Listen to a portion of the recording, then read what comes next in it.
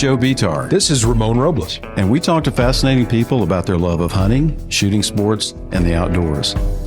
This is Hunting Matters.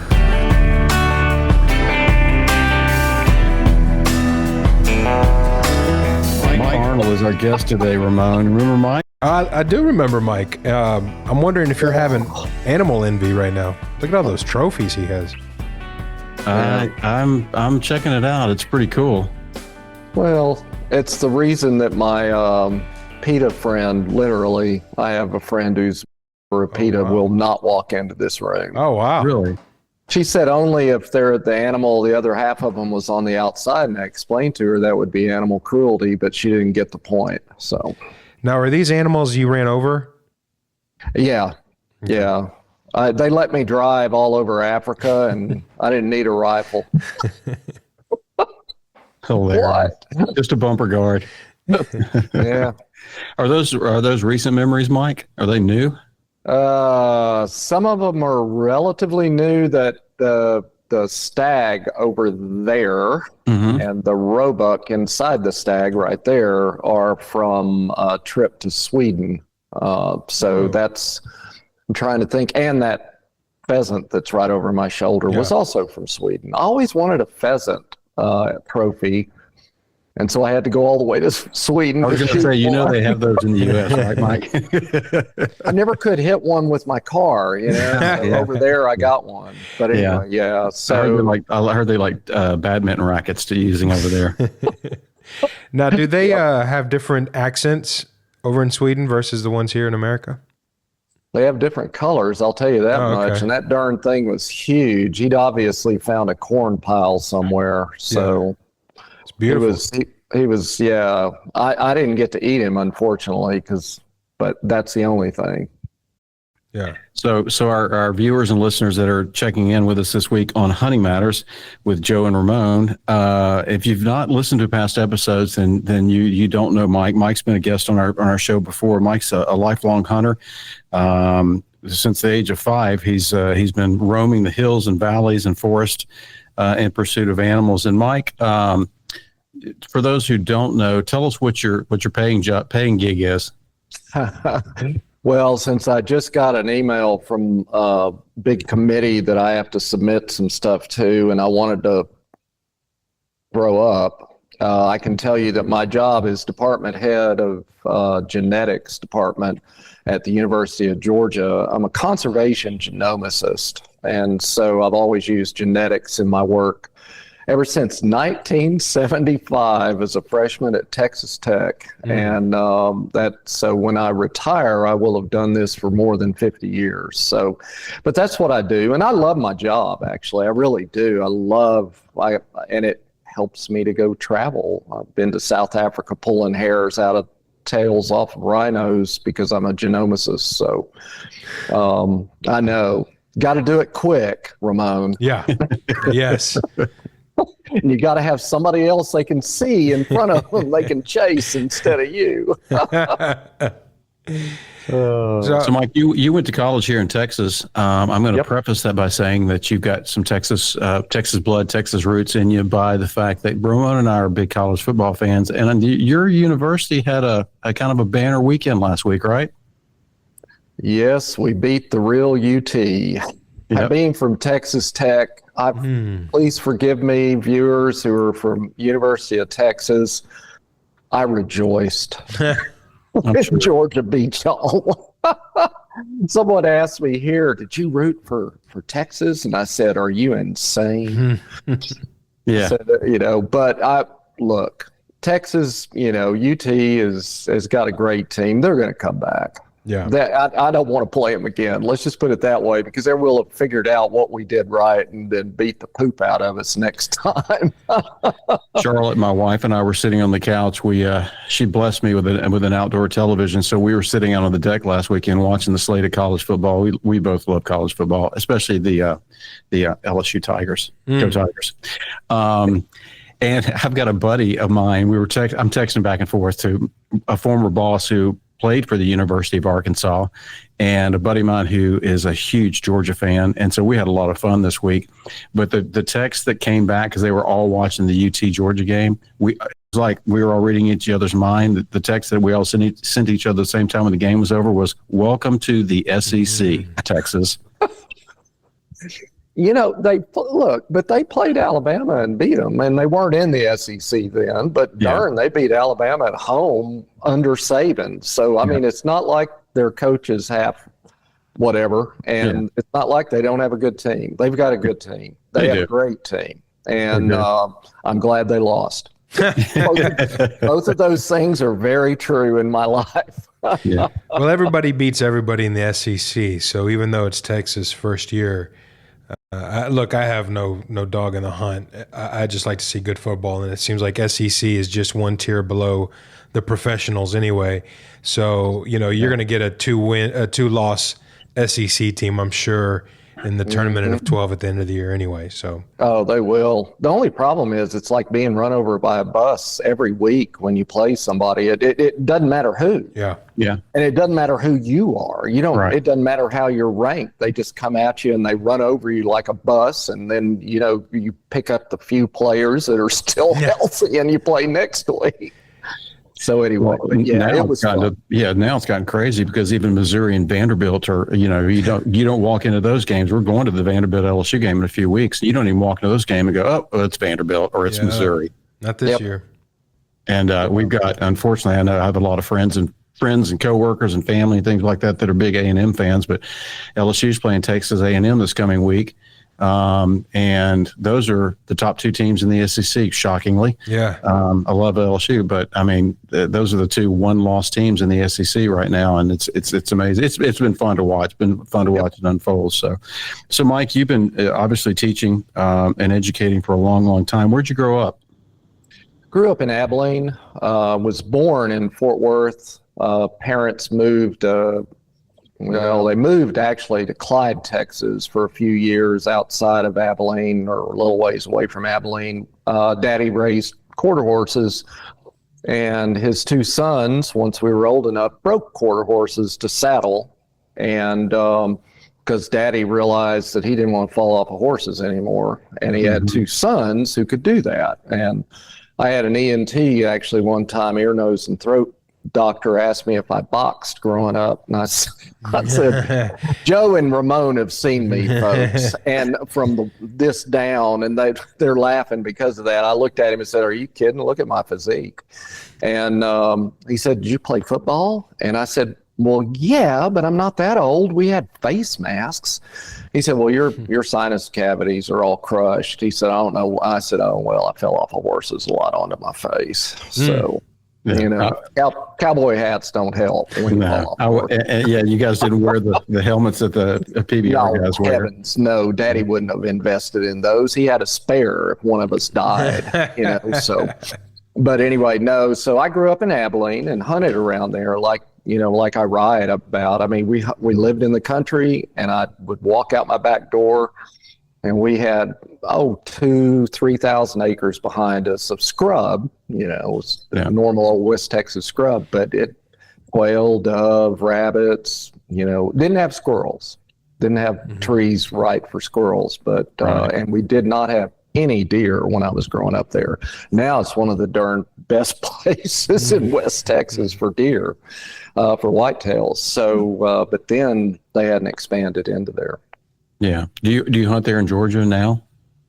The funny thing about it is I've hunted a lot in Georgia. Used to have a deer lease, that sort of thing.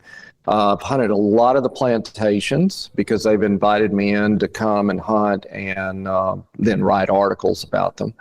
And so I have, but I haven't hunted in Georgia as many times as I've hunted in Africa, probably, because of all the different hunts I've gotten to do overseas. So my international travels have kept me from renewing my whitetail lease because I don't have time to go sit out on the stand. I don't feel sorry for you, Mike. You're going to make that choice. Yeah, sometimes you got to. No, I'm not complaining. I'm just saying.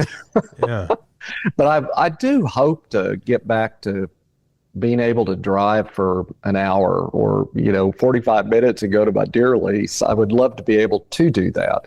Next time I hunt whitetails is with Larry Weissoon out in the Choctaw Reservation in Oklahoma in November. Francis and I, my wife and I, are both going out there, and so I'm shooting a management buck on this place, and I saw Larry's management buck from last year. It's bigger than any whitetail I've ever shot in my life. So it's, we'll see. I think he's got like a basket 8 waiting for me or something like that, and that's fine. How'd you and Larry connect? Because I've known Larry for years. I was wondering that the other day, how he was cursed with me, but I don't exactly remember when we first met. An interesting anecdote, it may have been at Dallas Safari Club, or it wasn't at Houston. I don't think it was at Houston. But Francis was taking photos. I said, hey, take a photo of Larry and me. And I leaned over to him and I said, how do you want to make this funny? And he said, we'll count off.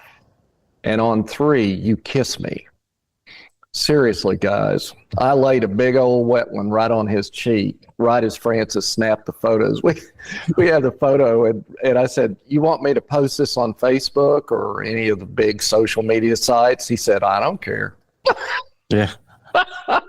Folks, announcement to make. I've left my wife of so many years. It's me and Larry now. Yeah. We have gender identity issues, and I didn't until I knew Larry. But I think it's probably, we got connected probably about 3 or 4 years ago, something like that. Yeah. And then we ended up hunting together some and that sort of thing.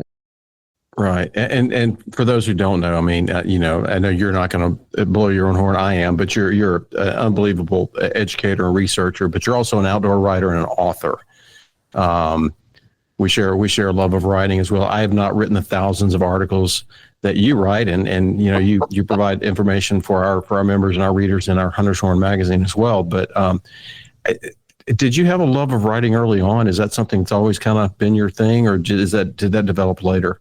Okay, I'm going to date myself again. Sure. I remember sitting in front of an Underwood typewriter, and I wish I still had it because it'd be worth $1 billion and I'd sell it to one of you guys. But no, I remember sitting in front of an Underwood typewriter at probably, I don't know, 5 or 6 years old, and trying to type out articles. I remember writing on that Underwood, one thing I remember sending out was something to Boy's Life. And I had a request to them, the magazine, for those of y'all that don't recognize that name, but the magazine. And I asked the editor if he would, I guess it's a he then, would write an article. And I can't even remember about what it was about. And he replied. He typed a letter and replied to this little kid and saying, we did publish something on that. And he actually pointed me to it. So I do remember loving to write and reading Ruark. I said, I'm going to do this one of these days. Yeah. I don't know, Well, that's huge. I've heard a lot of stories lately. I listen to a lot of podcasts. And I've heard a lot of stories where people said, this one incident happened to me as a kid that sparked something in me. And that was, that was back in the days when we wrote letters and thank you notes and things like that. And to receive that as a young man and go, oh, somebody's paying attention to what I'm doing. Yep. It was neat. I mean, what about you? I mean, did you grow up? I know you're supposed to be asking me questions, but you write like crazy. Yeah. And you write beautifully. So did you grow up doing that? No. How did I get into writing? I'll connect it to this. I had a phenomenal creative writing teacher in high school that I took that as an elective, and she drove us crazy, and we couldn't stand her when we had her as a teacher. But now in retrospect, looking back, it's kind of what sparked an interest in writing and, of course, literature, reading Beowulf and things like that. As a high school football player, junior, senior, you don't care. But now that I think back on those things, I think, oh, those are all dots in the timeline that may have stimulated that interest in me. And I do enjoy writing when I have time to sit down and do it. As you know, Mike, I do some long form writing as a kind of a personal hobby, but I think it was back to her. I think it goes back to her and her kind of going, you're not stupid. I know you play football, but you can pass this course and ride. I can hear her voice. And yeah, it still rings true. She was about 5 feet tall, had a funky hairdo and By the way, everybody, Joe is so much older than me that he didn't have a face mask on his helmet. Wow. So just saying, it was leather. all leather, baby. I still got it in my drawer over here. Sometimes I wear it when I'm out riding my e-bike across the deer lease. Or I put that football helmet on. Yeah, so that's kind of what started it for me. But let's talk a little bit about some of your hunting. You, since you and I have met, and over the past several years, you've really stepped up your game as far as international travel research for your books and things like that. And I want to talk a little bit about Chinese water deer and muntjac, because most people have no clue what those animals are. Can you tell us a little bit about what those animals are and your experiences in England? Because I had somebody walk up to me the other day and go, "What's the vampire deer there? With the teeth on it?" And I was like, "Oh, okay." Listen to the podcast next week because I'll have somebody who can explain it a lot better than I can. Well, and this stems back, the muntjac in particular, goes all the way back. My interest in them goes all the way back to being a biology student at Texas Tech, believe it or not. And I read about them because they have this really weird and wonderful genetic system. Okay. And I'm not going to go into that. That would be. Tell us a little bit about it. What's weird and unique about it? Because they have the smallest number of chromosomes for a mammal, and they have one of the highest. And in terms of their different species. So the one I hunted, I think, has 42 chromosomes, like we have, 46, humans do. And the ones over that I saw one when I was trekking in the Himalayas with Francis a number of years back. First time I'd ever seen one, and that's their native habitat. That's their native zone.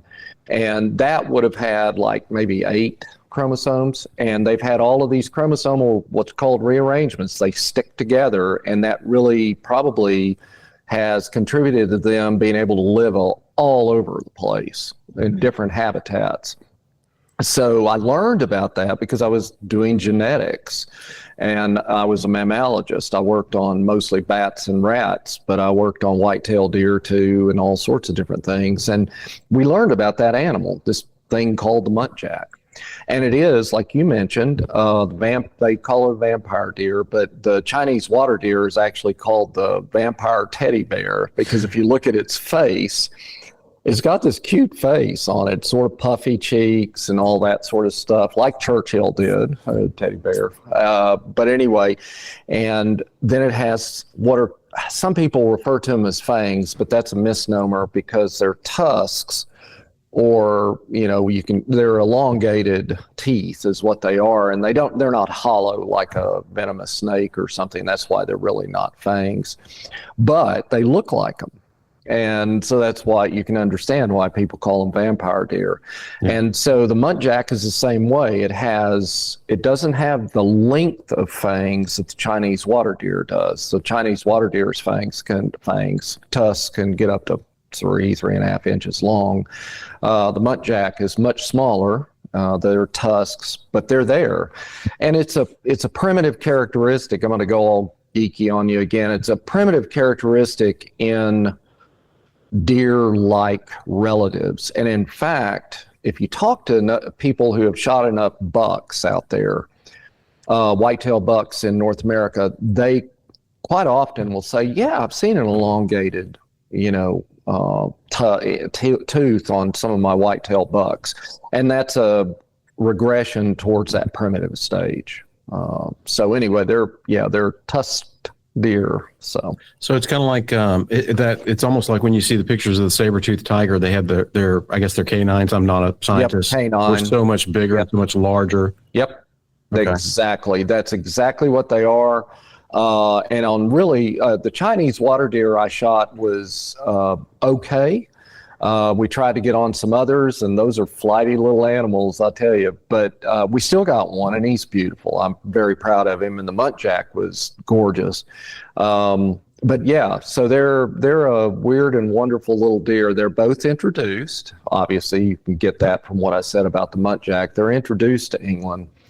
And the muntjac, interestingly enough, is so destructive on the habitat there. The European Union has listed them as a species of concern, and they are now listed as an invasive species. So they can be hunted year-round, and they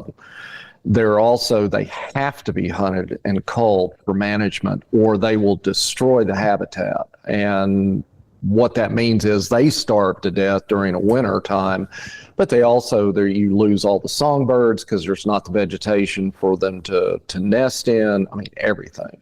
So they're a beautiful little animal, but they're also very destructive if you let them get out of control in terms of numbers. Ramon, that reminds me, when we get the band back together, that's going to be our band name, Invasive Species. It fits. Maybe a book title. I'm just saying. There you go. So as somebody who studies genetics, does that, forgive my ignorance, but does that help you see how animals have evolved? It does. What it helps for me on the conservation side, let's take the muntjac for example. You let it get out of control in terms of numbers, and it eats itself to death. Well, that's natural selection. I mean, it's dropping those numbers, and you end up with a different kind of set of individuals, genotypes, and what we call phenotypes. So the way they look at the end. But it also helps when I go into areas like the Kalahari Desert, and we're working on the black rhinos there on this property. And it's a subspecies that is particularly adapted to that desert environment, and it has specific adaptations, and I can understand that. The springboks, the same way, an animal that lives in desert-like conditions, and I've hunted them in 3 different places. Love hunting springboks, like hunting pronghorns to me. But each one of those animals, especially the ones that occur in the desert, in the Kalahari Desert, they never have to drink water. They're one of those animals that gets it from their vegetation, from the vegetation. And the vegetation has to have a certain water content. Yeah. And so they've adapted themselves to finding the right plants, because there's a lot of plants they could eat, but they find the ones, the animals that found the right plants were selected for, they made babies that went, that's the right plant. They had the right behavior. So it does help me. I think it enriches it too for me more than anything else. Helps me understand and write about things like that. How, there's just so many questions in that. I mean, how quickly can a species get to that point where they go, okay, that one, but not that one? Well, it's pretty quick if you die before you reproduce, because you've died of lack of water. Lack of moisture. So generally it takes, it can happen very quickly. If there are certain kinds of mutations, it can happen more slowly. If you have, say, a mutation that you still pass on, but you don't pass it on at the same frequency. So it varies all over the place. And mutations are why we have to get flu vaccines every year. Is the word mutation a bad thing when it comes to genetics? No, it's the stuff of change. There would be no adaptations without mutations. And to slide this in, climate change, which is going on right now, by the way. Yeah. Climate change is normal. I'm an evolutionary biologist, and I study the fossil record to be able to teach it. Changing climate is the norm. Yeah, right. We can argue all day about why the climate is changing right now and get into politics and all that sort of thing. But I try to explain to folks, don't be shocked. This is actually the norm. They're like, well, shouldn't it just stay the same way? No, it doesn't do that. Yeah. So, it's normal. Given that we need new mutations, animals, plants, etc., bacteria need new mutations to actually adapt to those new environments. Let's talk about the government here, Ramon. Yes. So I heard something, so we'll just go ahead and get into it. So I heard, because you and I have talked about this, but we're not going to talk about elections and all that crap. But I heard somebody say something yesterday. There was a social issue that came up, and it was actually J.D. Vance was on a podcast, and he said, the host said, well, why is this such an emphasis in our society today? He said, look, let me just explain it like this. And I don't know J.D. Vance from Adam, but I've heard him say a few things that are like, duh. Just common sense things. And it didn't matter if it was him saying or somebody else, but the comment was made of the reason this is an issue or has become in the forefront of thing is because any other trend that you're seeing, climate change, wind farms, which I hate, et cetera, is because he goes, there's one simple rule: follow the money. Mm-hmm. If these things are happening, if it's becoming there are always realistic problems and issues in our society. But if things are all of a sudden thrust into the public consciousness and people are saying, well, we got to do this now, we got to spend billions of dollars to do it, blah, blah, blah. His comment rang true to me. It's like, follow the money. Mm-hmm. There's always somebody getting rich off of it somewhere, somehow. So, but it's absolutely true. Yeah, it is. Unfortunately, I don't know if it happened already or it's going to be happening next year, but you're going to be working with the First Nation people on color phase, working with color phase bear, or what's? Yeah, we actually went.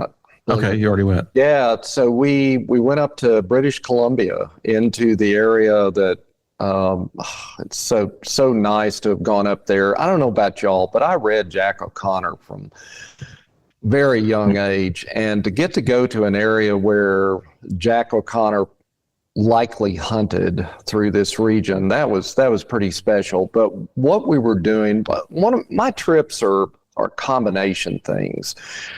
I'm interested in community outreach and conservation both based on hunters' dollars and the hunting industry and the shooting industry. And so that goes on all over the place, as y'all know. I mean, it goes on in North America, it goes on in Europe, it goes on in Africa, Mexico. It doesn't matter where you are. I'm writing on a book right now, and this title will not, another book, and this title will not remain. My book agent he shakes his head when I come up with titles and says, what were you on? But anyway, I call it The Only Models That Work is my working title right now. And they really are the models that work the best around the world. Well, we went to British Columbia to interact with one set of outfitters and Driftwood Valley Outfitters run by Michael Schneider.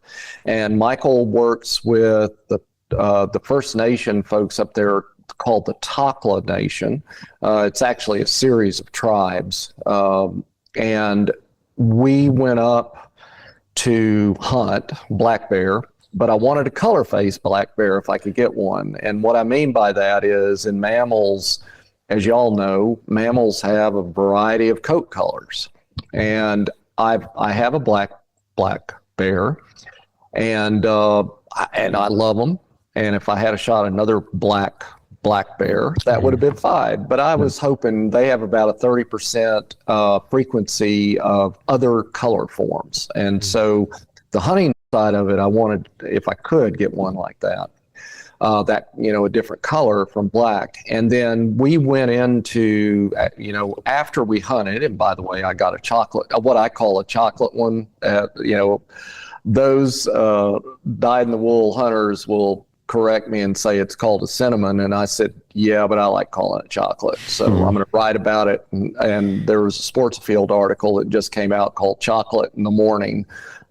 Cinnamon in the morning just didn't sound right. All right. I mean, as a writer. So we got that, and it was a wonderful spot and stalk hunt. That was brilliant. I just had such a sweet time. And we saw grizzly bears. We saw everything up there while we were there. And then we went to the Takla Reserve. They call them reserves rather than reservations there. I didn't know that. And Michael Schneider has a program, an apprentice program, where he brings in 4 young 15-year-old-ish boys or men, whatever, and from the Takla Nation, and they do an apprenticeship with him, and he teaches them how to be guides. And really, he's teaching them life skills, and he's teaching them how to be business people. He's teaching them responsibility, and he's also getting them away from, hopefully, the tendency to be sucked into the drug culture that is on the reserve. The reserve is really struggles with that.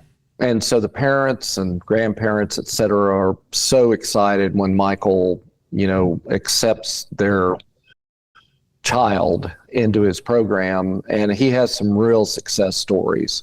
None that have become guides yet, interestingly enough. But one that's the apprentice chef on the reserve at their hotel.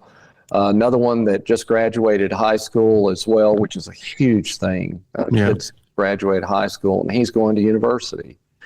So I've written a series of articles about that. One's for Roland Ward. Diana Rupp, who edits that, as well as Sports Afield, asked me to do that about that program. And so anyway. Yeah, that's cool. Long answer. That's very cool, though, that people are, taking what they've learned and what the resources they have and spreading that knowledge and information and giving other people an opportunity to look at new things. That's one of the things I like about our youth programs, is that we expose these kids to careers in the outdoors as well, that they had no clue that they could make a living doing stuff like that. So you shot a chocolate. Tell our audience what causes color phases in those bears. Well, I mean, it is genetic mutations. Larry Weissman actually interviewed me because he went up and shot this enormous freaking bear. It was like 2.5 times the size of mine. I got a really nice sized bear, by the way, but his was huge. He shot it I think it was in Manitoba. I can't remember. Big, and it was black. And he asked me why the high frequency there, and a few other places, like y'all probably know, New Mexico has a lot of color phase bears there, for example. And the answer is, most likely, is that they were reduced to a fairly small population, and these color mutation alleles at genes got fixed or sent to high frequency, and then the black bear population exploded again in numbers, because there's a ton of bears there, and you're left with this series of color mutations as well as the more predominant black. So that's what causes it, or just genetic changes. Why it's so predominant there and not in other places east or west of there, because we were in the central portion. I would say probably it just happens to be where the bears were that were that color, and then, like I say, got reduced down, and those colors got fixed into that area, if you will. Is my assumption wrong? Most of the color phase bears I've seen in the wild are smaller on average. Is that just because I have poor hunting guides that put me on small bears, or? Well, no. See, so there's what we call in genetics and biology an autocorrelation here. So you get a guy like me, and what Michael told me was, look, there's a 30% frequency, but he said, just like our black bears, and this was true from the black bears that we saw. Some were small, some were big, etc. But 70% of the bears there are black, right? And so you have a much higher chance of running into a large black bear than you do a large chocolate or cinnamon colored bear. So if it's a mature bear, which mine was, her teeth, and it was a sow, actually a dry sow, her teeth were, told the story. I mean, she was an older sow. She was a good sized bear. She was a big bear.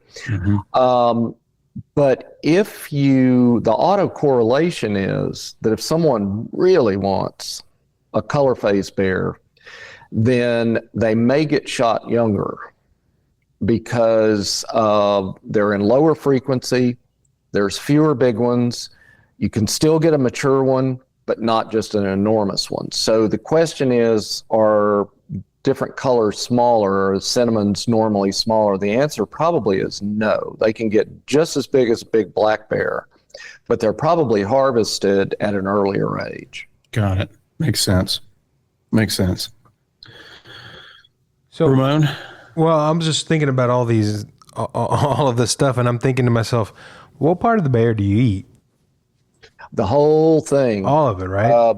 Oh man, the whole thing. And that was the other part of reaching out into the Takla community. They covet bear meat. Bear meat is their favorite. And if you look back if you read about Daniel Boone, for example, I'm reading a long biography about him because he was in this area that I live in now. Read what their favorite meat was, and it was bear. It was always black bear. And, this is a sad thing. I've never been offered a meal of black bear or bear yet, and I really want to try it. A friend of mine said that his family has property in New Mexico, and they hunted bear every year. He said, it's like good pork, is how he put it. Interesting. So, Joe, do you know about that? I've had black bear. Wasn't a fan of the texture, but it's like anything else. It's all in the preparation, I think, and the age and the forage and all those things as far as taste and things like that. I've heard of stories where people have actually pickled the bear meat in jars with blueberries, blackberries, wild fruit, that sort of thing, and that it takes on that fruit flavor when you cook it. Yeah. And I heard it's outstanding. I've never had it like that, but I think it's all in preparation, not only in the kitchen, but also in the field, how you prepare your game after you've harvested it. the funny thing was when we took my bear up, we took all of her meat up. They use it in camp too. They just didn't, they didn't use any of mine there at the time we were there. We were the last clients. But we took it to a family, a grandmother, and she looked at it and she said, "Oh, great. It has," because they'd had a dry previous year. And so the bears had not had a berry crop to really build up a lot of fat. But this one was shot late in the season. So she had built up some fat from this year from eating. And the lady the woman was like, "Oh, that's fantastic." I thought she was talking about for cooking. And then she said, "I can make my traditional medicines now from the fat." So all the different uses, dumb me, forgot to ask her what she was. I'm a great writer. I observe. You're not an investigative reporter, Mike, for God's sake. Well, apparently not. You don't want me to go out and find Watergate. I'm guessing salves and binding compounds and everything else, and who knows? Who knows? But anyway, she was thrilled because this sow really did have a good layer of fat on her. But they love the meat. Yeah, I was thinking hallucinogenics, but that. Ramon, why is that not surprising? It's ignorance. It's grounded in ignorance. It's only if the bear's thriving on a diet of mushrooms. Well, there is that. Mike, so I'm going to give your website out here now. It's MikeArnoldOutdoors.com. They can find out about your first book that you wrote, Bringing Back the Lions, which has been out for a couple of years now. You're working on another book? I am, and it's global. So Bringing Back the Lions, which you should all go out and buy multiple copies for every family member, by the way. Christmas is coming. Yep. Great Thanksgiving gifts. Hey, man, I need to feed myself, Yeah. So, and those animals on the wall behind you as well. Yeah, really. I got to pay for the darn taxidermy charges, and those are my fault. Yep. So, Bringing Back the Lions, as y'all know, focused on Mozambique and a single hunting concession, Katata 11, and work that has been done there that's just marvelous. And I speak about it all the time, use it as a model and for talks and that sort of thing. So I'm very proud of that book. And I think from comments that I've had, it's been good to give to non-hunters, which is what I was desiring. And the way I wrote it, it's has a few dead animals in it, as I tell my non-hunting friends, but not too many. So it has topics all the way from honey, beekeeping, all the way through to, sorghum fields, and about how hunters are helping all of those different endeavors of the local Sena villagers and the conservation work for all the animals and plants. The new book, which, like I say, we have a working title for, and that's it, is Global. So it has stories already. I'm on chapter 9 right now, and there's probably going to have 13 or 14, maybe something like that. But I'm writing about Hillsdale College in Michigan, believe it or not, and their program of training new hunter conservationists and and politicians and lawyers and everything else. And so I'm writing about that. So that's a chapter topic. But I also have hunts and conservation discussions from the Yucatan Peninsula and from Sweden that we talked, I mentioned earlier, and from England and from all over Africa, and as well as North America, quote unquote, even though Mexico is considered part of North America by some. So there will be chapters on the Choctaw Reservation that we're going to, and the work that's being done there, but the hunting that's done there and the conservation. So it's going to be global in its scope, and hunting, conservation, and community outreach through hunting, but multi-country. So it sounds like it'll be centered or focused around hunting, but also all the tentacles and like you said, Hillsdale College and these reservation populations and how they manage and that sort of thing. That's unique. That's interesting to be able to provide that snapshot and real life stories and experiences. Well, and it really, what I want to do with this one is to capture, as y'all know, because y'all have hunted different places, you see different models, right? In Sweden, it's based around the love of game meat. And the way it's been described to me by non-hunters there, every non-hunter in Sweden wants to know someone who hunts because they want the game meat. They want the wild game meat. And they want it. I'm gonna throw one out to you that just blew me away. They want it, for example, because it's the most ethical way to eat meat. To get and eat meat. Now go figure that. I wish they'd come over and talk to my non-hunting friends and explain to them what they mean. And what they mean is you have 10,000 roebuck or 1,000 roebuck on a property. You harvest 10. That means 990, if my math's right, go about their business and are not harvested. But even the 10 that are harvested have not been farmed, have not been cooped up in a pen, have lived a free life and die, quote unquote, a much easier death than those that are raised pigs or whatever, cattle or whatever else. Now, let me hasten to add, I grew up on a ranch. We raised cattle. I am not in the least coming down on our ranchers and farmers, but it is true. Fewer chemicals, all the different arguments that the Swedes have. Well, that's their model, right? Their model of conservation through hunting is that they base it on game meat.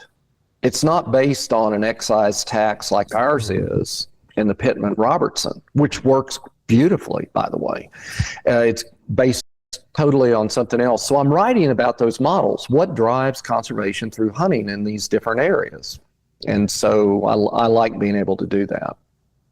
Are we missing, because because I live in the world I live in, we talk about conservation and funding for conservation initiatives, whether it's wildlife habitat, whatever. That's our speak. That's what we talk about. Well, hunters fund the future of conservation, et cetera, et cetera.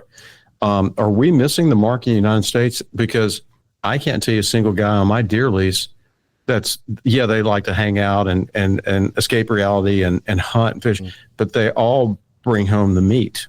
Yes. Are we missing part of that messaging and people just assuming that we're taking this game meat? Because I know a few years back there was a huge trend in the U.S. where these factory farming videos came out on Netflix, and a lot of people, even in the Northeast, they were like, "Oh no, I'm not buying any more chicken or beef." And from the store, I'm going to call Meemaw and Papaw up and see if I can go back to the family farm that I haven't been on since I was a kid, and I want to harvest my own game. I think we're missing the boat a little bit on that nutrition message.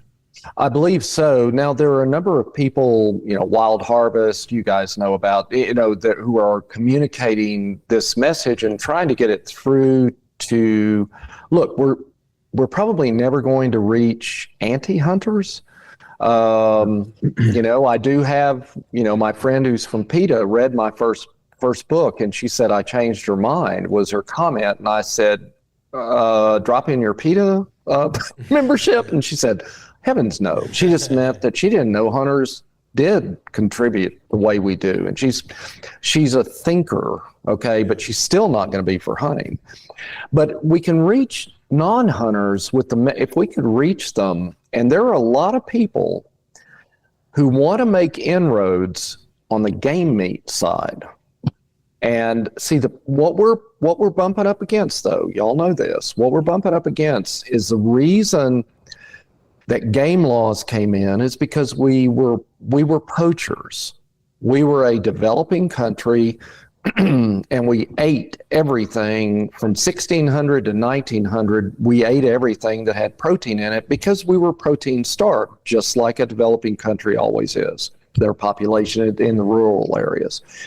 So we're bumping up against the pushback of, well, we're going to end up with market hunting again if we allow people to market, quote unquote, game meat. But we don't have to.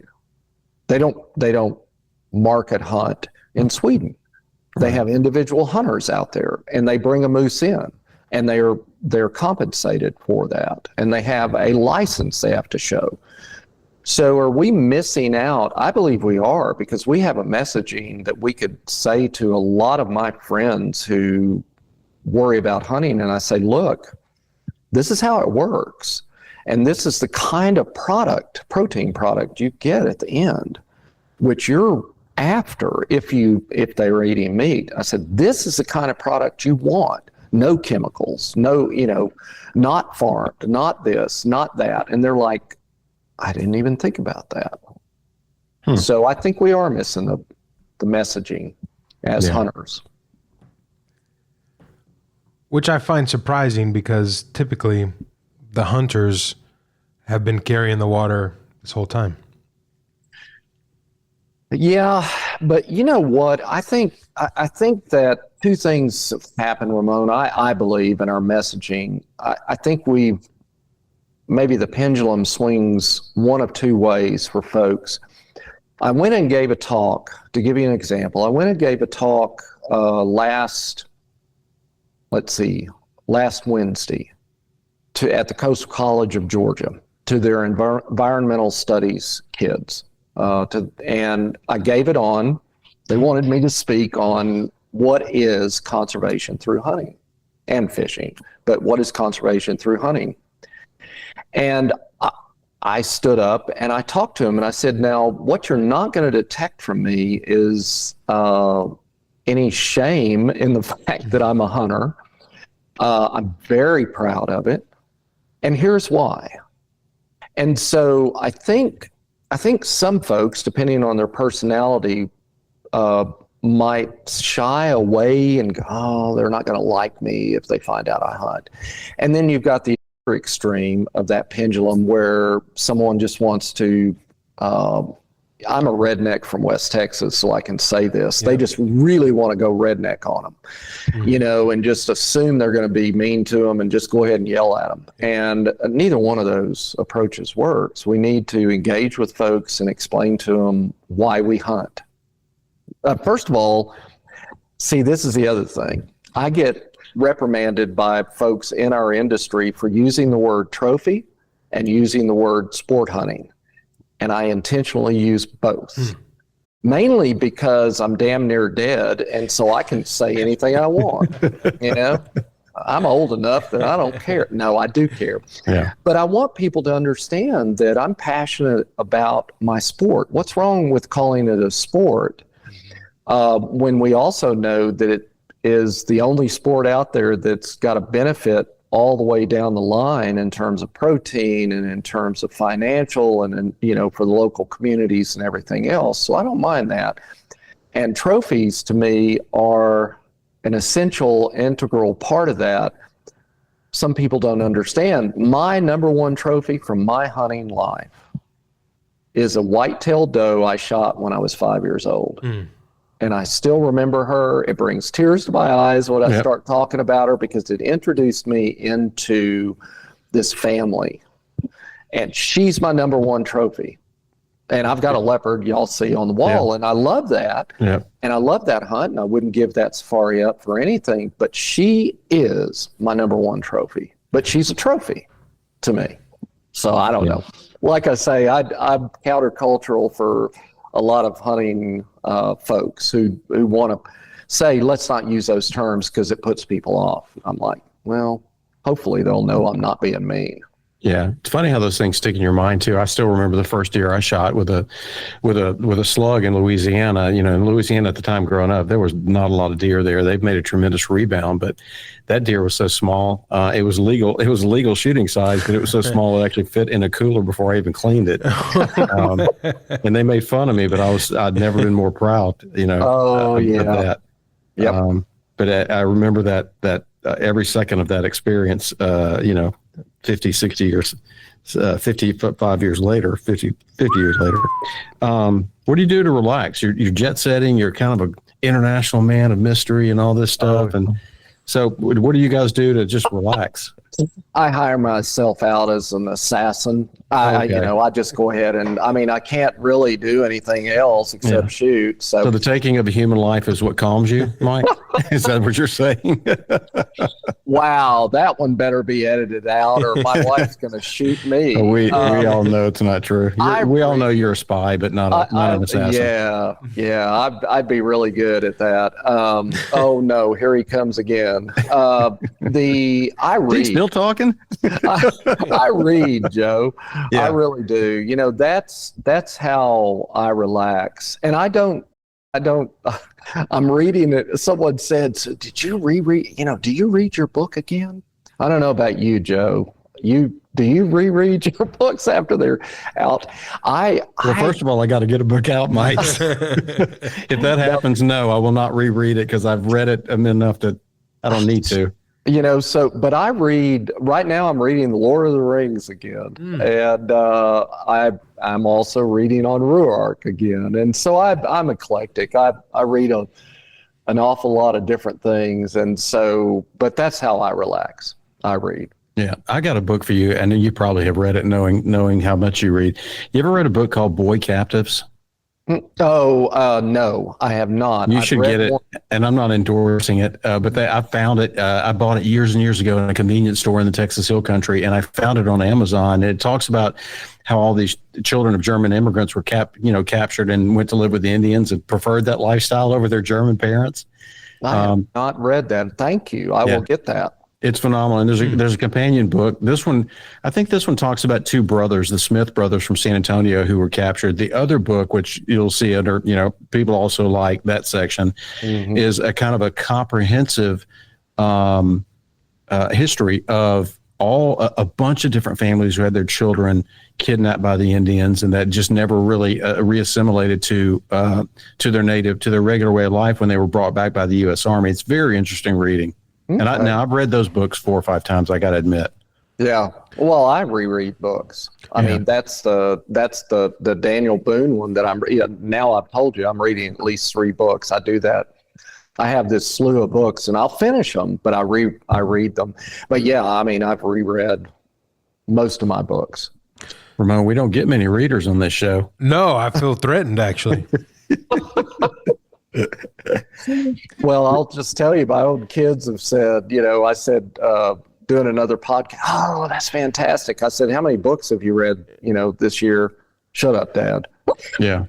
Right. Well, speaking of genetics and evolution, I think that's I don't mean older, but it's an older versus younger thing. I don't know if I have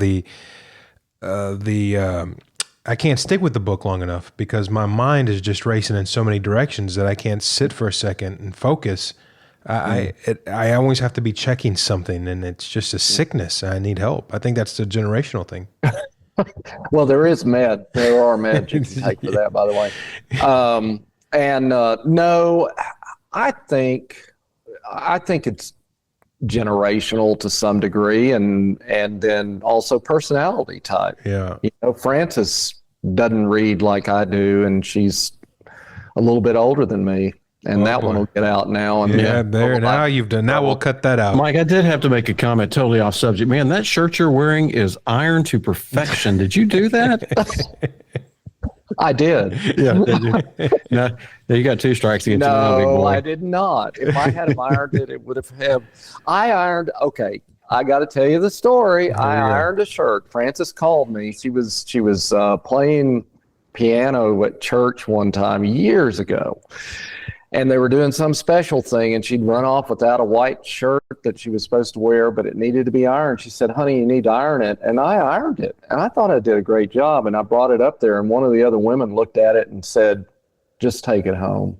Oh. That's the saddest thing I've ever seen in my life. Apparently, you can iron wrinkles into something. Apparently. I never knew it. That is the one time I have attempted to iron something. No, Frances did a great job on this shirt. Listen, every man in the world has always heard, has inevitably in their life, they've heard these 6 words. You're not wearing that, are you? It's just going to happen. That's why we got to have that other person in our life to keep us straight. So we don't all dress like 12-year-old boys. What was the joke I read yesterday? My wife said we needed to leave our problems at the doorstep. She's now mad at me because she's locked outside. I told Frances that one, by the way. I'm just saying, I cleared that one with Frances. She said, that's cute. So. Yeah. You know, I might be the victim of a long con, because when I first met my wife, she told me she couldn't iron, and I just took her at her word. I've never asked her, well, show me. So the 20 years we've been together, I'm the ironer. And I think I've just been conned. Guys, I gotta leave. I gotta go. Does she also say she couldn't cook, Ramon? Because I know you cook a lot too. Yes. Oh man, we need to talk. Mike and I need to have an intervention with you. I think it's intervention time again. I've been played. The other reason you can't sit down and read is because you have 2 young children still. That's true. That doesn't allow. And they're still teaching me. Yeah. How to read. There you go. Exactly. Mike, you've educated thousands of people over the years in various forms, from students to people, communities, that sort of thing. There's got to be a story that sticks out in your mind where that's just hilarious, as far as something that's happened in the classroom that you can share with the general public. Oh boy, there's a bunch, but I'll tell you the one where, I was in Europe, and I was in Denmark.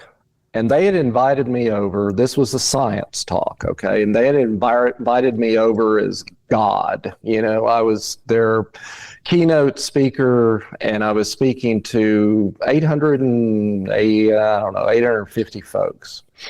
And I was in my, 3-piece suit. I was in there, and I was up on an elevated stage. And these are the days where they still had those huge blackboards that you could push up, and seemed like they were 60 feet up. They would slide around, and then you could bring the other one down. And so I had those there, and I didn't know that the bottom one, to preface this, I didn't know the bottom one was not all the way down. And so one of the students who was hosting me, in front of this enormous, but not really was there, doctor, professor, big Heine. He said, do you want something to drink? And I said, I could really use a cup of coffee. And he said, anything in it? No, just coffee. So he brought me a cup of coffee. We get started. And I move around when I talk. I like to be mobile. And so I was moving back and forth on this enormous stage, talking to these people who were adoring me. And I walked up to the blackboard, and I was holding my cup like this, and I put my elbow on that thing, and it started going down, and it scared me, and I went like that, and I threw that coffee all the way down my front. And I laughed, and they laughed, but it was nice because for one reason, I had this vest on that was dark, so you really couldn't see it. And I said, well, at least it's not showing up. And I just went on talking.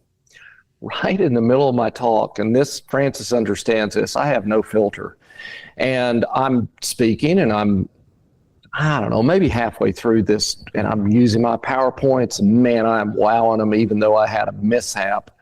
All of a sudden, out of my mouth comes, man, it's running into my underwear. I saw somebody and the whole place just dissolved, and that was it. My talk was over, basically. I went ahead and gave it, but it didn't matter. And I met a guy who was a student there, it turned out, 4 years later in another meeting, and he said, "You gave the seminar, the keynote at that?" I said, "Yeah, I did." And he said, "You know, the only thing I remember from your talk is the fact that the coffee ran into your underwear." There you go. Here is your sign. There it is. There it is. Bringing back the lions and soiling your underwear. Oh, So man. anyway, That's I awesome. stay away from coffee now. No. Yeah. And giant blackboards. Yes. Ramon, you were going to say something? No. Oh, okay. Yeah, that look in your face like you were visualizing something there. Yeah, he was visualizing my underwear. Don't do So that. uncomfortable. That's rude. There's nothing worse than wet underwear. I mean, you sit down at a deer blind or deer stand and then you forget to clear the water or something, and it's horrible. You're going to be miserable for the next 4 hours in the cold with wet drawers on. It's just going to There happen. you go. Awful. Folks, Mike Arnold has been our guest this week on Hunting Matters. Check out his website. Website is mikearnoldoutdoors.com, and take a look at that book. If you've not bought it yet, Bringing Back the Lions is a fantastic study of international hunting and just so many things. And Mike, I'm excited, looking forward to the new book. Would you have a projected release date? Mid 25 is what I'm guessing. It might be a little bit earlier than that since it's moving along, but get the audio book and all that out too at the audio version. It'll, as you know, it takes a while. So probably mid 25. So folks can go to your website at mikearnoldoutdoors.com and kind of stay up to date with the progress of it and your travels and that sort of thing. Mike, thank you so much once again for joining us. Hey, thank you, Joe. Thank you, Ramon. Hunting Matters is a Houston Safari Club Foundation production, hosted by HSCF Executive Director Joe Bitar and Ramon Robles. Produced by Ramon Robles. Please rate, review, and subscribe wherever you listen to podcasts. For questions or more information, email us at info@wehuntwegive.org.